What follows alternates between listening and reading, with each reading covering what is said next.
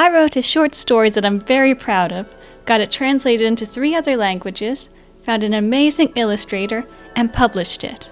But what if all of that work means nothing? What if AI could do what I did, or even do it better? Here's how I wrote the story. I wrote down a bunch of different options, mixed them all up, and then randomly picked which ones would be in the story. I then challenged myself to make a story using these random options. The categories were occupation, family members, and obstacles. For the thorn thicket, occupation was baker, family member was a kind brother, and the obstacles were a thorn thicket, poison, and head cut off. Don't worry, he's okay, they put it back together. Using those random variables, I was able to make the thorn thicket. But what would artificial intelligence do? It spat out this short story about Ethan and Benjamin. Ethan was the baker while Benjamin helped run the business. One day, Ethan accidentally cut off the head of a statue while he was trying to remove it from the shelf. I don't know how. Maybe Ethan had a chainsaw, maybe there was a swinging pendulum, but anyway, he cut off the head of the statue, and it was apparently a very important statue because their father was going to be furious. So they decided to take the statue to Mr. Anderson, a sculptor. On their way to Mr. Anderson's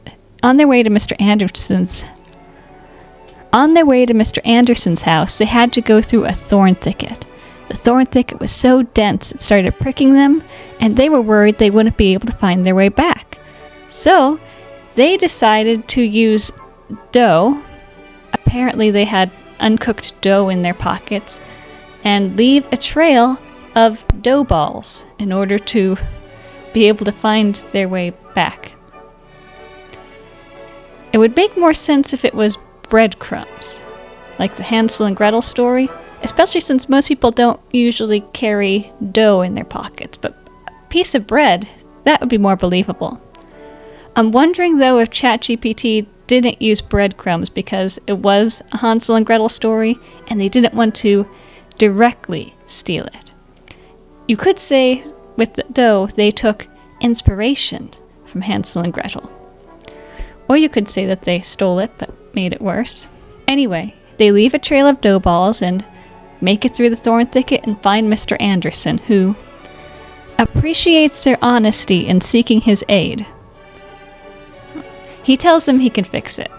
But wait! However, unbeknownst to the brothers, a wicked sorceress had been observing their every move. Envious of their success, she concocted a deadly plot to halt their happiness. She sent them a seemingly innocent gift, a beautifully decorated cake, in appreciation for their honesty. But this cake held a secret: poison. They eat the cake and become ill. First of all, we're going to assume that Mr. Anderson was able to fix the statue and they were able to follow the trail of dough balls and make their way back home. The story doesn't say. That part of the story is over. Don't worry about that. This is the next part. They eat the cake of the poison and become ill. But Benjamin recalls that an old wise woman once said that the antidote to poison is in the heart of the thorn thicket.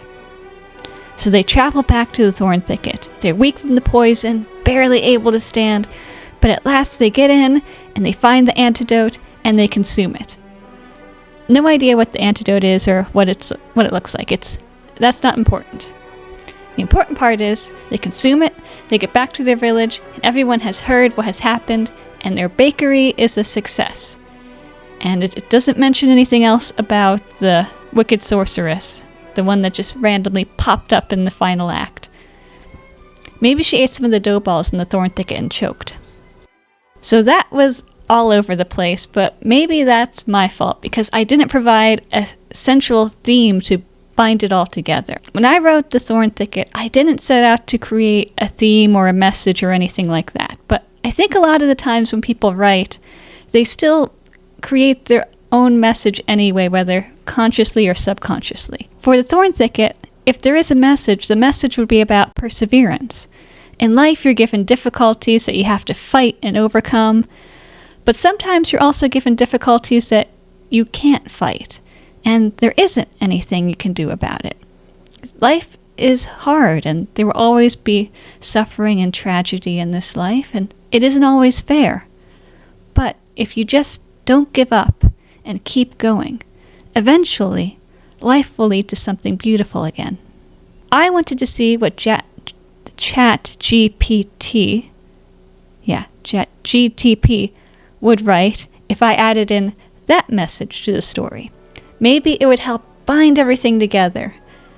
It kind of made it crazier. I wrote a story about a baker named Amelia. She had a younger brother named Finn. One day, their village was attacked by thieves who took their loved ones as hostages. Apparently these thieves steal people instead of things. Just go with it. Amelia and Finn go to rescue their loved ones, and they encounter a fierce warrior with a sword who stood over a headless body. I don't know, the story doesn't say who the dead person is or what happened to his head. I guess we can assume that the fierce warrior cut off the head and punted it in the field. Anyway, Amelia asks for passage. The warrior tells her that she is to go to the middle of the thorn thicket to retrieve a golden key on a pedestal. Amelia and Finn do that, but then they don't give the key to the warrior, and they don't use the key for anything. They just kind of hang on to it, don't worry about it, we're on to the next part. They reach a dark cavern and fall through a trap door into a pit of venomous snakes, and they get bitten.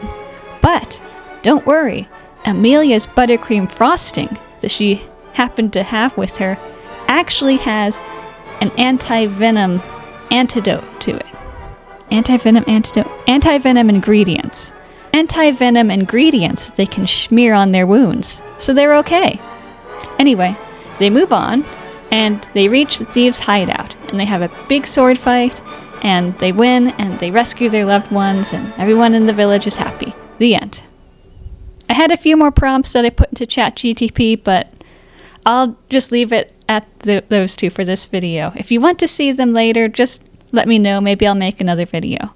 If you want to see what I actually wrote, I did make a video that has the whole narration for the whole book, and I'll put a link there. But first,